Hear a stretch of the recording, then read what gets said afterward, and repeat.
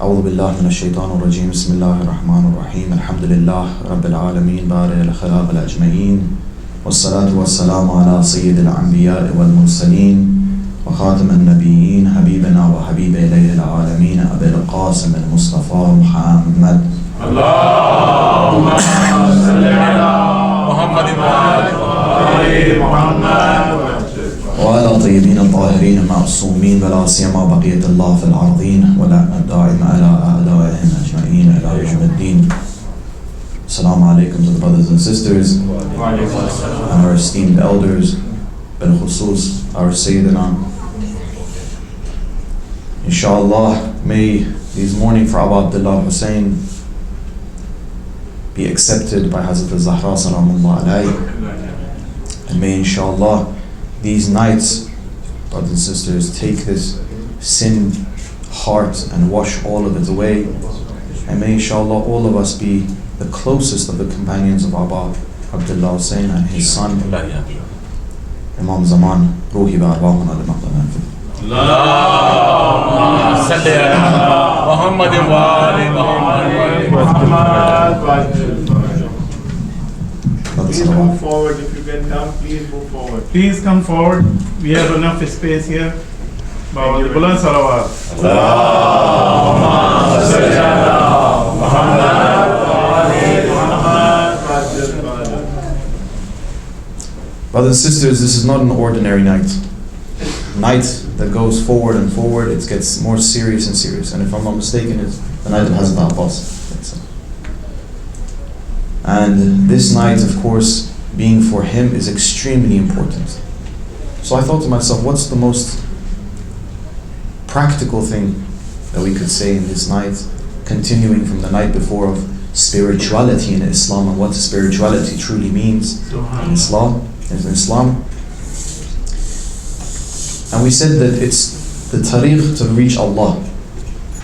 In essence, if we want to summarize it, it's to reach Allah Azza wa Jal. And to reach Allah Azza wa Jal, of course, means and is the same reason of Islam itself. In Islam, what are we trying to do? We're reaching Allah. But it's how we reach Allah. It's how, with what actions. And the most part of that is Ubudiyyah.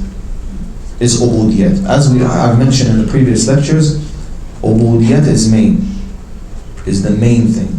If we look at Surah Yasin, for example, ayah 61, saying, هَذَا اعْبُدُونِي صِرَاطَ الْمُسْتَقِيمِ. It's Ubudiyyah. Not just Ibadat. Ibadat is a part of Ubudiyyah, but Ubudiyyah is the main thing, is the main. It's the Sirat. See, there's a difference between Sirat and Subul.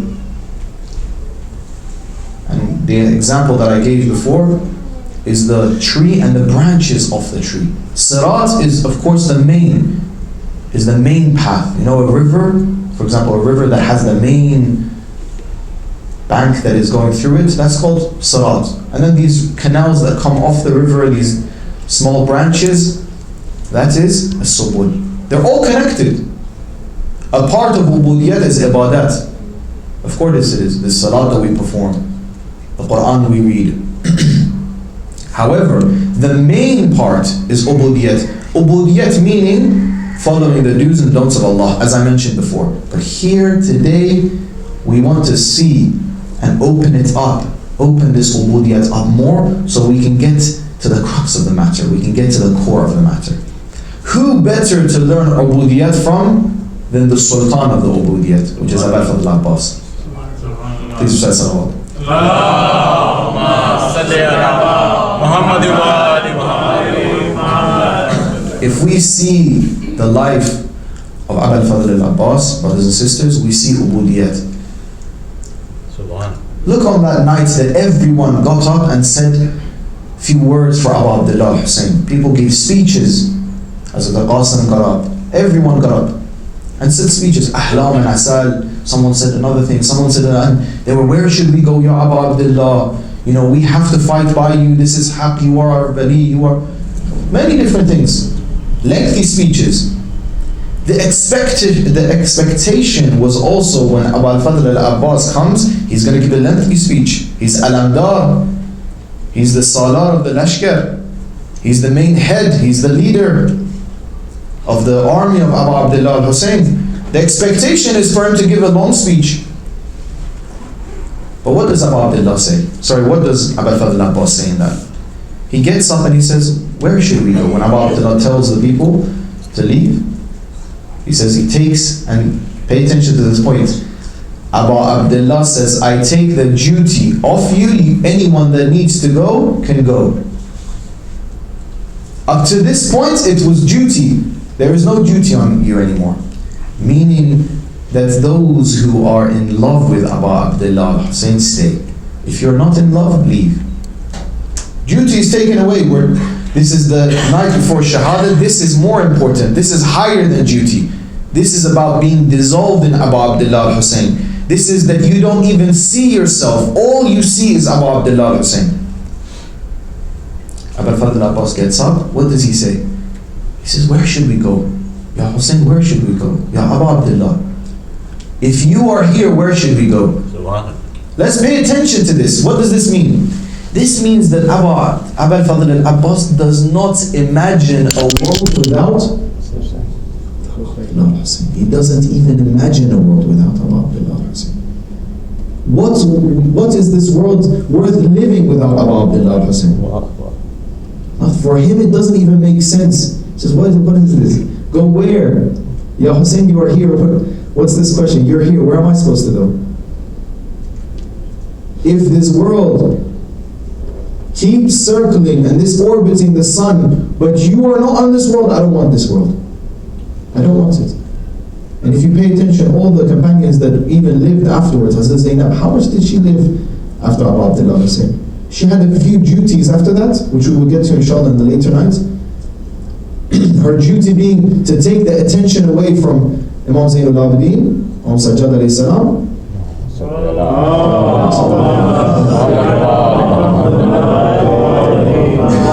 so that imamat can stay, so that imamat will endure, so that it can be passed on. But then it was not long after. It was not long after that she was not like, she couldn't imagine a life without Abu Abdullah Hussein. These individuals had an ubudiyyah like no other. Now I thought to myself, where can I understand ubudiyyah better than the hadith of Unwan al-Basri? As I mentioned in the Q&As, if I'm not mistaken. In this hadith, and it has different names, hadith al-ilm and so on and so forth, ubudiyyah, a beautiful narration that Unwan al-Basri tries to come to Imam Salar alayhi salam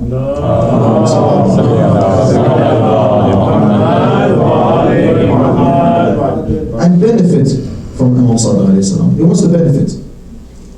However, for the first time, Imam Salar doesn't accept. He says, no, go. And he was from Malik ibn Anas because he was a student of Malik ibn Anas. So here Unwan al-Basri says, again, he doesn't get upset about the Imam. He says, maybe I am not worthy to go and sit beside him. I will go to the masjid of Nabi sallallahu alayhi wa sallam.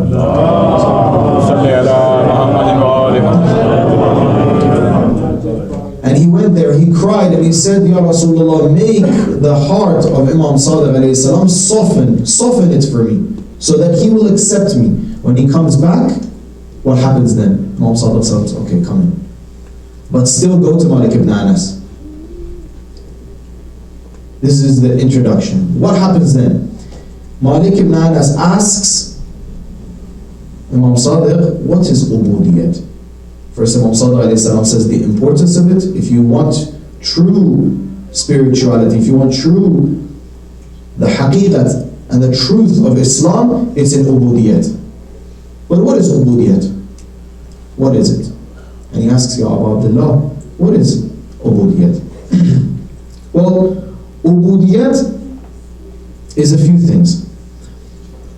After first asking, he says there's three things in Ubudiyyah. Being that do not regard, and this is the first thing. The first thing, do not regard anything you own as your own property, but know that all you own is Allah's. This is extremely important. Let's do tatbiq of this one point to Abal-Faḍl al-Abbas. How did he live his life? Did he feel like he had an ownership to anything? he owned anything. He didn't. He had no ownership. Those who did not go with Abu Abdullah, what did they say, some of them? They said, let me put, for example, my family back, and then I will come with you, Ya Abu Abdullah. Let me do so and so, then I will come with you. Some of them said, you're making a mistake going to Kufa. Many said different things, correct? Why did this happen? Because they thought they owned, oh, this child, oh, it's my property, or my, for example, spouse, or my house, my car. Well, there was a car there, but horse. My properties, the properties that they own. And I'm saying car and these items so we remember for ourselves as well. These objects that we have and we live day by day, my house, my car, my clothes, so on and so forth, that we are so eager to add to our lives without having the concept that, you know, I don't own anything I have. I'll give you an example for khums. A lot of us have a lot of waswas. For example, you go to do wudu. Oh, did I do wudu correctly? Let me do it again once. Oh, when I'm praying, I had a shak in my rakat of this one or that one. Let me do it again. I have shak. Why is it that we never do shak in khums? You pay khums once, you remember until the day you die. Why is it? Why is it we always do?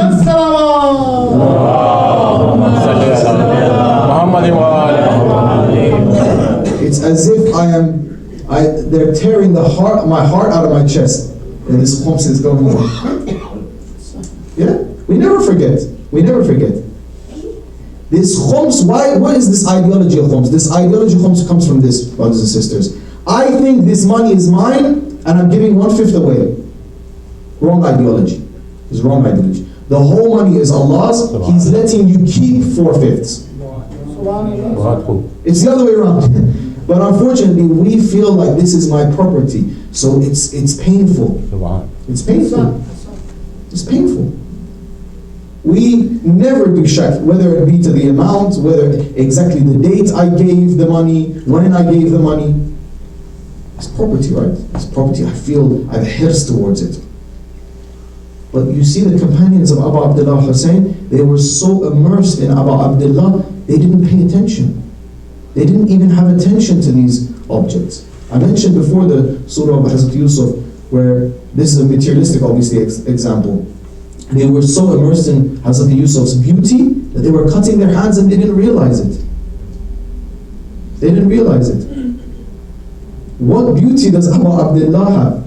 That not only they wouldn't feel, as I mentioned yesterday, the iron, we have hadith for this, that not only did his companions not feel the iron that was being hit on their bodies, they didn't understand anything. Anything. At that moment they were completely dissolved.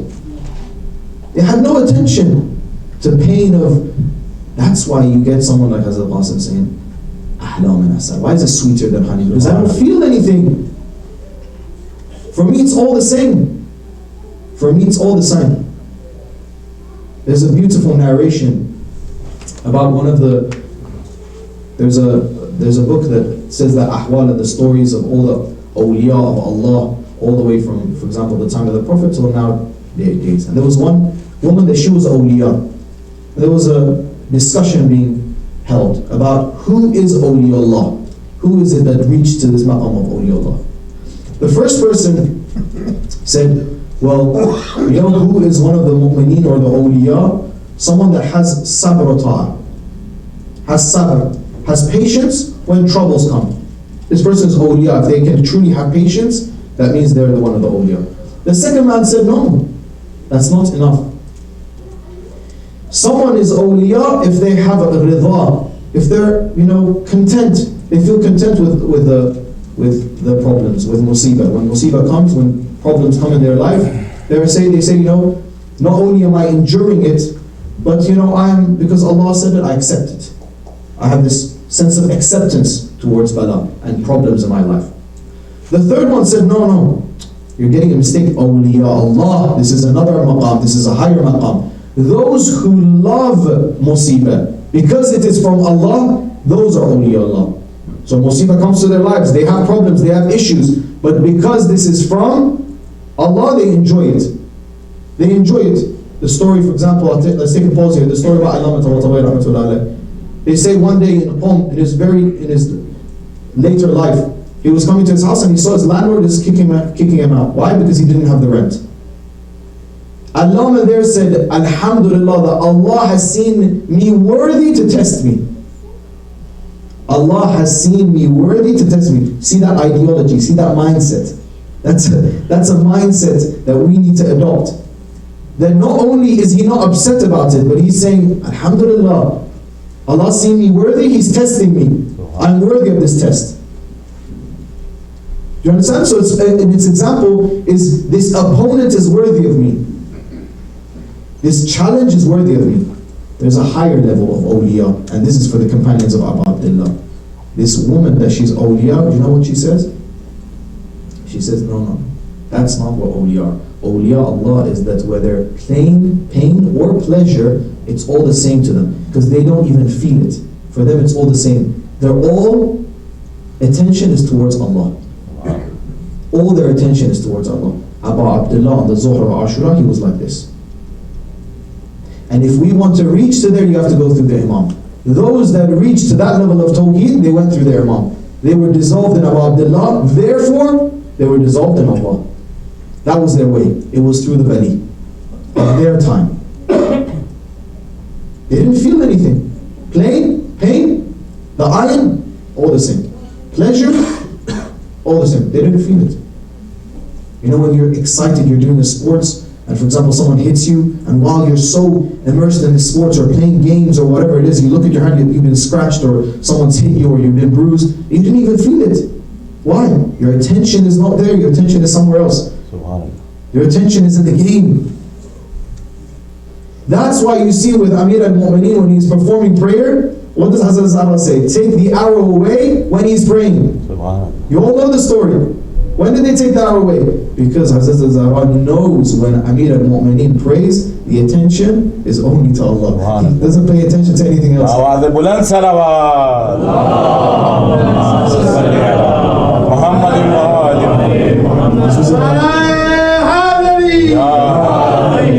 was just about to say that. I was about to say this is Amir al-Mu'mineen. I was saying, no, I hate it.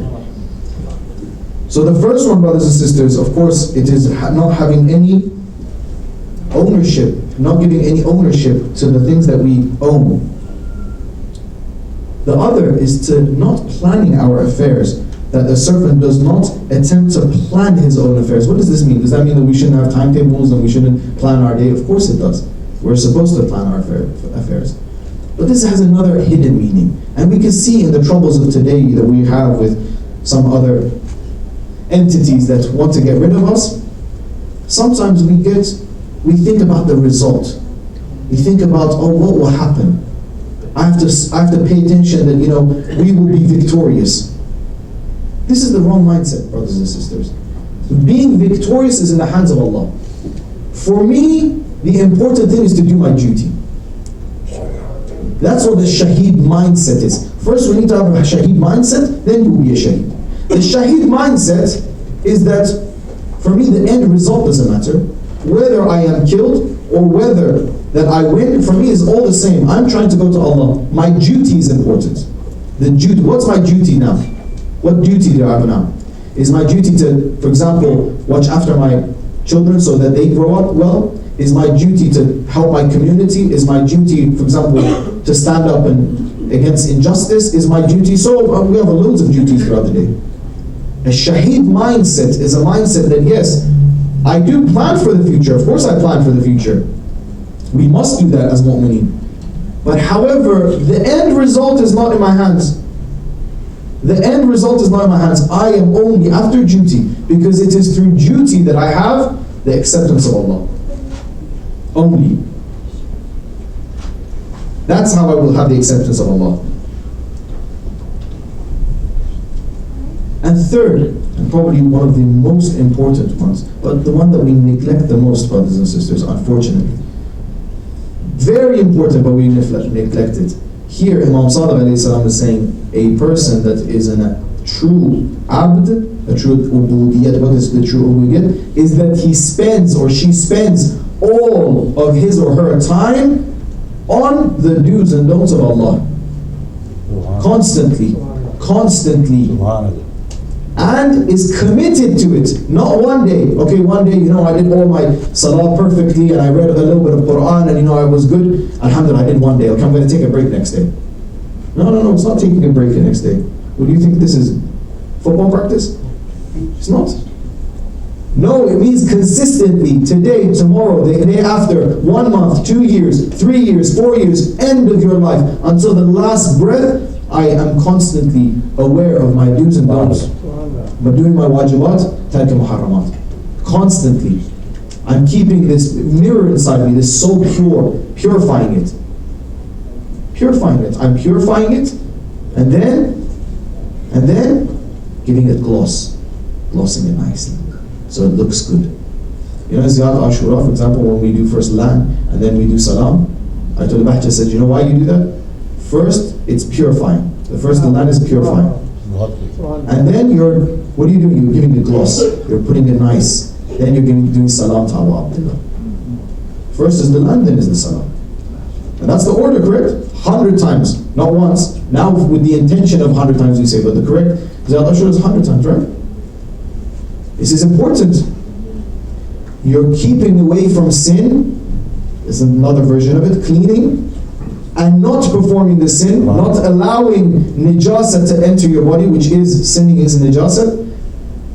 You're not letting it allow to enter your body, enter your soul, and also you are doing the do's that Allah has ordered you to do it. And you do it because Allah has told you to do it.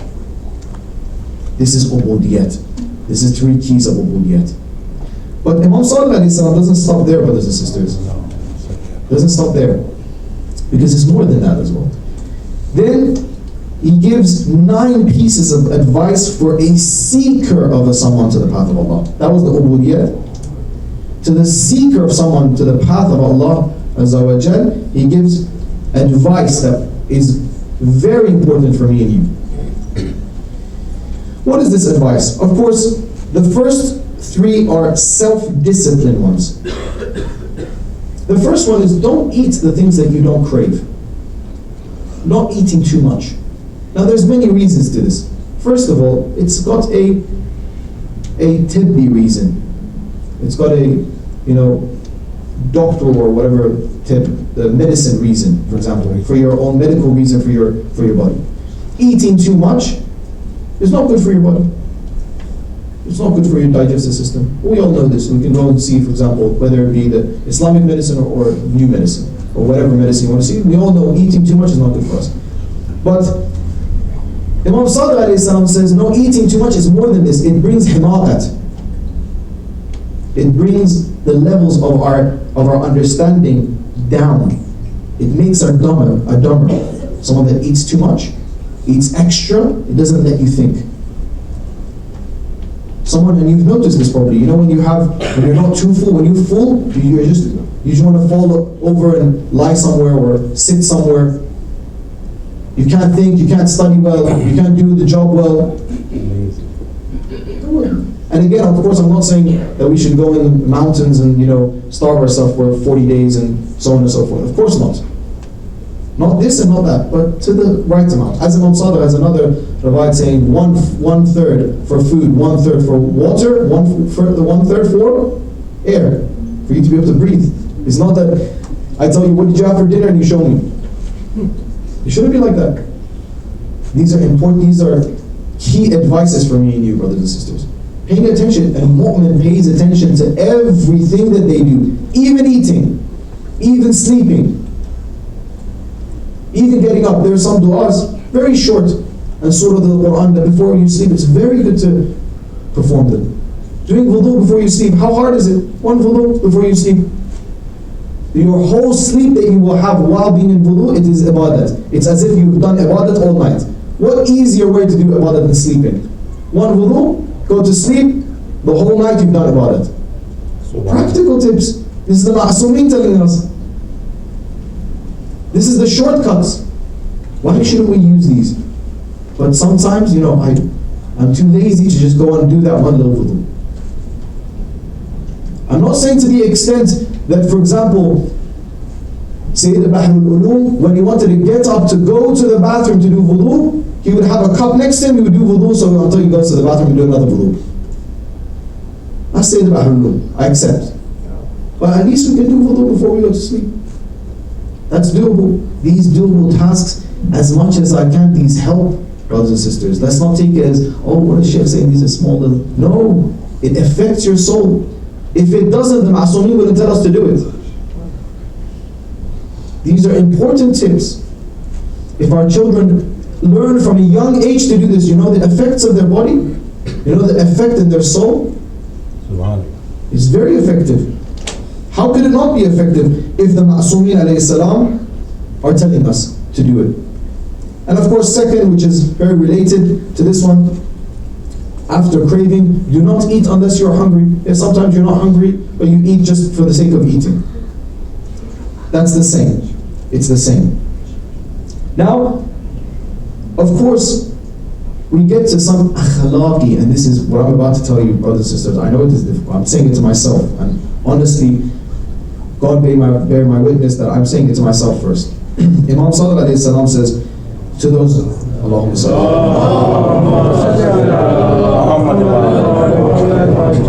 I believe that I won't have time for all of it, but one of the other things that Imam Salar alayhi salam mentions, and this is difficult, is that if someone comes and says one thing to you, 10 things to you, do not even answer one back. What does this mean?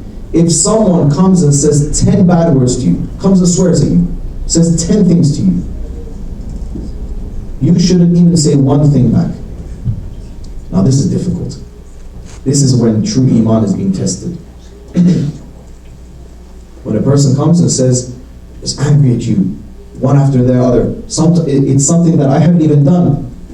Let's even assume I'm in the right, I've done nothing wrong. Still, when I cannot even answer one back, and I'm calm, and I say, listen, sometimes it's even better not to have a discussion there, because they're angry, let them calm down.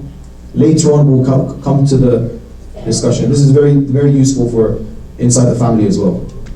Our spouse is angry, or our husband, or father, or whatever it is, our parents, our children, or whatever it is, I come away with it, we let it cool off.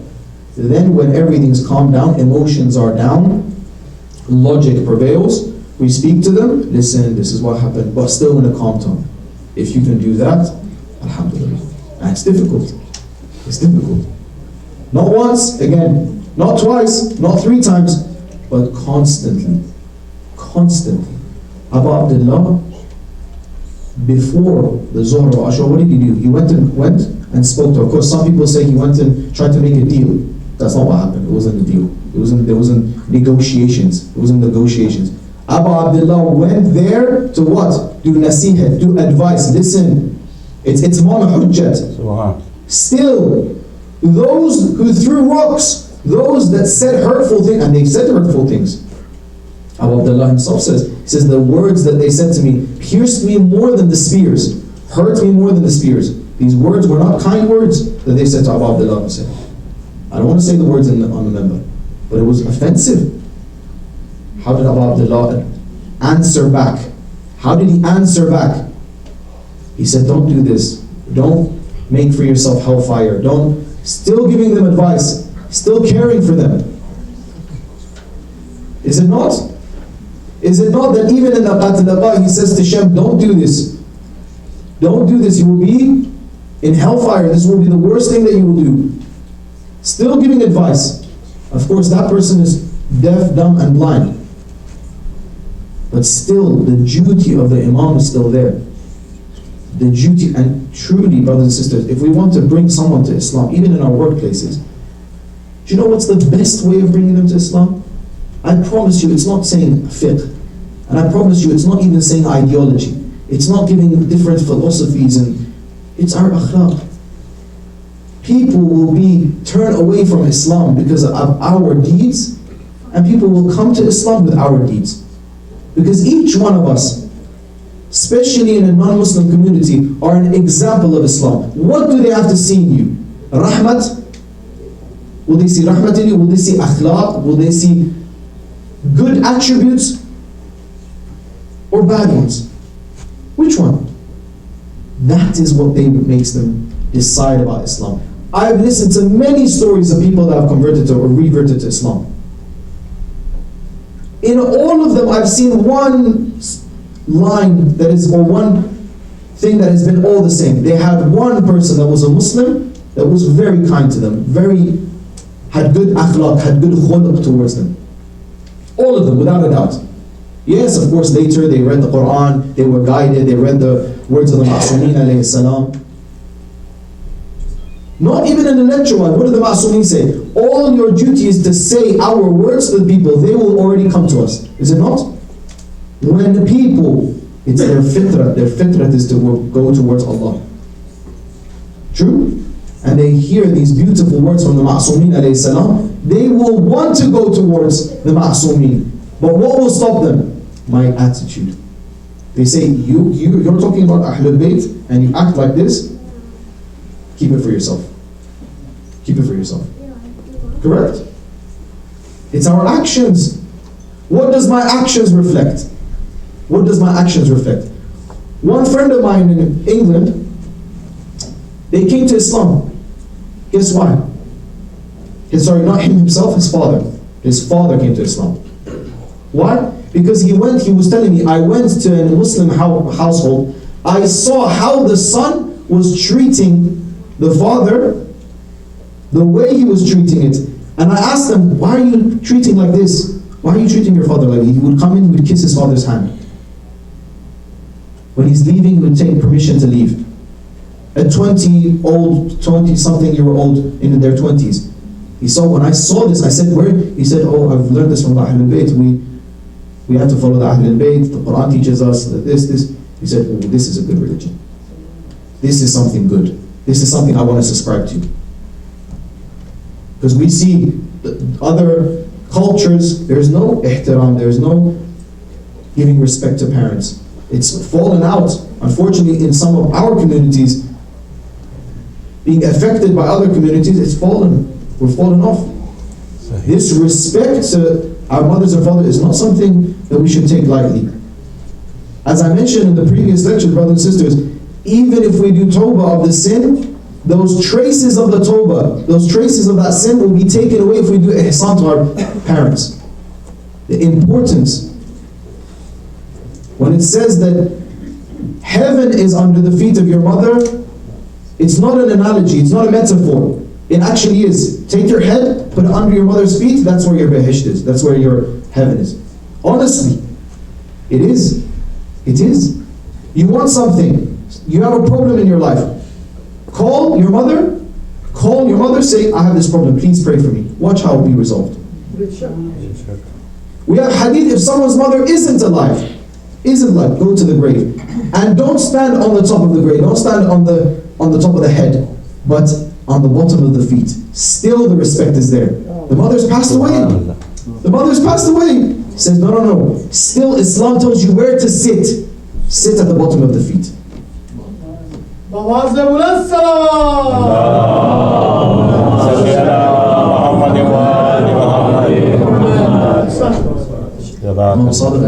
says, if we perform these, brothers and sisters, this will be about bringing light of ilm, and ilm is a light, bringing the light of ilm into our hearts. Sometimes we believe ilm, knowledge, means these things that we read. We read a book and it's ilm. Ilm has a different meaning as well. Yes, you can call that ilm as well. You can call that knowledge as well. As you see, for example, us that we study in the Hawza, for example, they say Suratul Shayn al-Alaq, a picture in your brain. That's the logical reasoning of what an ilm is in the head, for example. But that has one meaning, of course, yes. The ilm, the true ilm that is mentioned by the Quran and the Ahlul Bayt is more than this, brothers and sisters. It is a light. It is a light that is given to you by action. By action. If you act upon the words of the Ma'asumeen alayhi salam, you do this in action. I can come on the member and say this until tomorrow, say all the attributes of the mu'mineen. Come and read to you Khisal of Shaykh al-Saduq, which is all the attributes of the mu'mineen, hundreds and hundreds of riwayat. And we can say, oh, it's very good, yeah. But when there is no action, or when the time comes for you to have action, you act upon it, then you will have ilm. The light will enter your heart. You will have the ilm of what? The ma'rifah. Ma'rifah to what? To Allah. And you think to myself, what do you mean, Shaykh? What do you mean the light will come to my heart if I act? Do it. It's not something I can say to you what that means. That ma'rifah is not describable for me to come and say, this is what it means. It's ma'rifah, it's something within. It's like someone coming to you, it's huzuri, it's within you. Someone says, what do you mean you're hungry? What does that mean? You're like, my stomach is empty. What does that mean? I'm hungry. What do you mean, what am I hungry? Go feel it, go experience hunger, then you'll understand what I mean. This is something above. Yes, let's act upon Islam. Let's act upon every single aspect, not one aspect. Let's not take one aspect, bold it, and say, yes, I subscribe to this one. But the ones that we don't like, I'm just going to push this one away. I like these one more. These ones, they suit me more. No. When they suit you or when they don't suit you, you still do them. When it doesn't suit you, actually, when it doesn't suit you, that's when it's more important. That's why wajibat are actually more important than the mustahabat. Do you know why? This is from Al-Abbas. You know why it's more important? There's one very nice reason why the wajibat, of course, one of the reasons is because it's wajib. But why in itself it has a value? In itself it has a value because it doesn't have the sense of me, it's me doing it. In the mustahabat you feel, I am doing a mustahabat. It's from yourself. But in the wajibat there is no me. Allah, you have to. Allah's telling you have to do this. If you don't, then of course you've done a sin and you've gone back, you've gone away. You have to do it. So there's no meanness, there's no I, there's no this arrogance, this ghurur within me. No, you have to perform it. That's one reason. And of course, closeness, by the way, in brackets, I want to mention this. Brothers and sisters, closeness doesn't mean Allah is not close to us. Allah is close to us, all of us. He's closer than the vein in your neck. Yes, that is true. In terms of wujudi, existence-wise, Allah is close to all of us. He's even closer to the vein in your neck, meaning that your hayat, your existence comes from Allah. But when we say get closer to Allah or come away from Allah, it means yes, Allah is close to you, but how close are you to Allah? That's the point. And meaning, how much is this attention, this tawajjuh, this attention that you have towards Allah? And you see it in your day. Divide your day in sections and see how many of these sections you think about the do's and don'ts of Allah. How much of these sections you think about Imam Zaman alayhi salam? Because I promise you, the companions of Abul-Faḍl, Abal-Faḍl al-Abbas, 24 hours, his thought was about Abdullah Hussein. That's why he was the shaheed. A shaheed that instead of hands has wings. The tafsir of this hadith, meaning that there is no place that Abul-Faḍl al-Abbas cannot go in Jannah. All of it's the same for him. It's this power to go all the levels are the same for him. He's roaming everywhere. This the mention of Abal-Faḍl al-Abbas. Bab al-Hawa'ij. Truly, this is Abal-Faḍl al-Abbas. You see this in his qualities. You see it in his qualities. His attention was only to Abu Abdullah Hussein. That's why he says the sentence that I mentioned to the brothers and sisters. He says, Ya Abu Abdullah, if you are here, where should I go? What do you mean? I think about you all day. I think about how to serve you all day. If I leave, how am I supposed to serve you? This is how me and you need to think, brothers and sisters. How can I serve my Imam? Please let us believe the fact that if I do a small sin, even when I am alone at home, no one can see. By this one sin, we are sending the zuhur of Imam back. You are. According to hadith, we are. You are upsetting Imam Zaman alayhi salam. At night time he's crying that my Shia, the Shia of me, that says Hussein in the month of Muharram, that same Shia is doing this sin. Look at, he's supposedly my soldier. Who do I have? Are we going to let our Imam be lonely like Abu Abdullah? Is that what we want to do? Is that what we want to do? If you want to do that, then we can't say we're truly the Shias and the followers of Imam Zaman alayhi salam. We can't. Inshallah, that all of us truly can be the followers of Ahlul Bayt and the true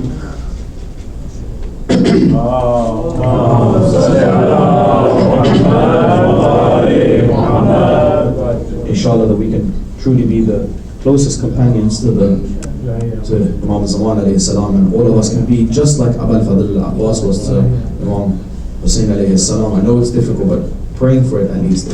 Inshallah, it can happen. Inshallah, please recite salawat. Allahumma salli ala Muhammad wa ali Muhammad.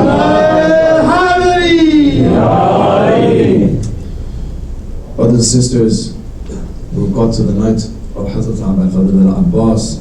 This night is the night of tears. Brothers and sisters, don't forget the tears tonight. Who are those that were left to cry for Abal-Faḍl al-Abbas? Who are those to cry? All together, As-salamu ala al-Husayn wa ala Ali ibn al-Husayn wa ala awlad al-Husayn wa ala ashab al-Husayn. Forever on my lips the name Ya Abal-Faḍl. Ya Abal-Faḍl. I was brought up from the beginning when I was in a cradle. I was brought up to only cry for you, Ya Abal-Faḍl al-Abbas. You are Bab al-Hawa'ij. Purify this broken, this sinful heart, Ya Abal-Faḍl al-Abbas, because the one who solves all the hardships is Abal-Faḍl al-Abbas. He gave both hands on the path of Allah, so why should it be a surprise? He is the definition of hand of Allah. Ya Kashif al-Jab, 1,000 prayers have been answered through Abal-Faḍl al-Abbas. Ya Qamar Bani Hashim, he is the ultimate model of loyalty to Hussein. He who sacrificed everything was Abal-Faḍl al-Abbas. Abal-Faḍl al-Abbas says, from my earliest days, my mother taught me that the only way you can be of use is to do khidmah to Abal-Faḍl al-Abbas. Why should I fear the hellfire on the judgment day when I have Abal-Faḍl al-Abbas? Ya Abal-Faḍl al-Abbas, I know I have committed many sins. I have come to your door tonight to help me in this endeavor. Ya Abal-Faḍl al-Abbas, when we leave this majlis, please let us not be able to sin anymore. Let us be just like you were for Imam Hussein alayhi salam. On the day of resurrection, Hazrat al-Zahra enters with broken ribs. The Prophet will say, my beloved, what have you brought for your lovers? And then they will see from beneath her cloak, she lifts the severed hand of Abbas. Imam al-Zaman alayhi salam, I want to invite you to our majlis. Come between us. Come and attend the gathering of your uncle Abal-Faḍl al-Abbas. If Imam al-Zaman alayhi salam has his attention on this majlis, brothers and sisters, is it not worth of your tears to cry for the uncle of Imam al-Zaman alayhi salam? Take the name of Abal-Faḍl al-Abbas with our Imam of our time. You will see on the lips footsteps of the master of mourning, Abal-Faḍl al-Abbas. Sakina came to her aunt, Hazrat Zainab, saying, "Oh auntie, Imam Hussein alayhi salam has you to cry for him." People, or each one of the individuals in Karbala has a person to cry for. Hazrat al-Qasim has someone, his mother. Each one of those individuals has someone to cry for. No one is crying for my uncle Abal-Faḍl al-Abbas. I want to cry for my Abal-Faḍl al-Abbas. I want to cry for my uncle. Ya Abbas, on the plains of Karbala, the only thing you were thinking about was water. All of you know that when we fall on the ground, brothers and sisters, what's the first thing we do? We put our hands in front of us. What hand did Abal-Faḍl al-Abbas have? One hand was gone with the other taking the water, the other taking away with his mouth, he was holding the water. When you want to see the ground, he couldn't even see the ground, his eyes were pierced with arrows. Ya Abal-Faḍl al-Abbas, Hazrat Sakina said to her aunt, Ya Zainab, I want to cry for my uncle Abal-Faḍl al-Abbas, the only one falling from a height without hands to protect his face, arrow in his eyes, hands severed, fell face first to the ground. Ya Abal-Faḍl al-Abbas. When Imam Hussein alayhi salam reached Abal-Faḍl al-Abbas, the only thing in his thought was, oh Ya Hussein, I cannot lie on the plains of Karbala while you stand. My mother al-Baneen has taught me, when you stand, I should not be lying on the ground. Ya Hussein, even in those moments, he was being a true abd of Allah, knowing his duty towards his bali. In that moment, can you even imagine it? Ya Abal-Faḍl al-Abbas, saying to Imam Hussein alayhi salam, I beg you, Ya Aba Abdullah, don't take me back to the tents. I promised Sakina water. I promised her water. I wish that I could have reached to the tents only with one finger. Ya Abal-Faḍl al-Abbas, Ya Abal-Faḍl al-Abbas. Only thought in his mind was the water for Hazrat Sakina. What did Allah do? Allah did so that around the zari of Abal-Faḍl al-Abbas, those that have seen, is water around him. Ya Abal-Faḍl, don't think we won't give you. You asked water, there will always, until Yawm al-Qiyamah, there will be water around you, Ya Abal-Faḍl al-Abbas. سَيَعْلَمُ الَّذِينَ ظَلَمُوا أَيَّ مُنقَلَبٍ يَنقَلِبُونَ بِاسْمِكَ الْعَظِيمِ الْأَعْظَمِ جل بأكبرك يا الله يا الله يا الله يا الله يا Allah. Ya Imam al-Zaman, Ya Allah, Ya Allah, we want one thing. On this night we want one thing. We want to resemble Abal-Faḍl al-Abbas. That's all we want. I think that's the best thing. Us and our children and everyone that we know, inshallah, this whole crowd, inshallah, all of us will resemble Abal-Faḍl al-Abbas. I think that's the greatest dua that we can do. Please recite salawat.